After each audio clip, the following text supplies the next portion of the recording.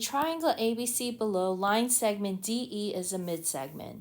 So whenever you hear this word midsegment, you have a few properties that you have to be aware of. So what a midsegment does, it connects the midpoints of two of the sides of the triangle. So E is a midpoint of line segment BC, and D is a midpoint of line segment AB.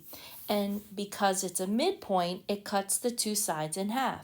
So a line segment AD is congruent to line segment BD, and likewise line segment BC is cut in half, so line segment BE is congruent to line segment CE.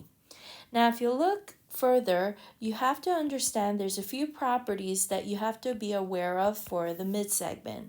Not only does a midsegment cut the two sides in half, it in itself is also half the other side. So when I refer to the other side, it's the side that it's not involved with the midsegment. So in this case, AC would be the other side.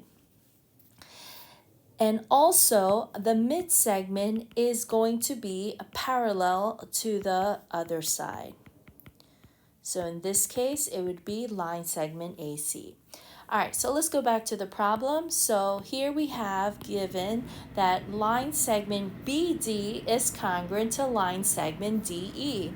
But here we already labeled line segment BD to be a single slash.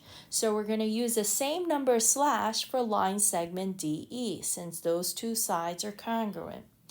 Now we already said that the midsegment is half the other side. So this midsegment is half of line segment AC. And if that's the case, then that means line segment AC is also double line segment DE. But remember, what is on line segment DE? A single slash. But if you look at this side over here, line segment AB, has two of these single slashes, which is exactly what we want for here.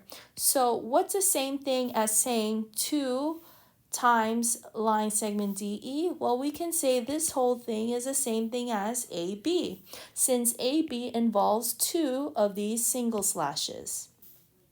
And so therefore, which multiple choice do we pick? It is choice 1, because isosceles triangle means two equal sides, two equal angles. And here in this triangle, we have two sides that are equal to AB.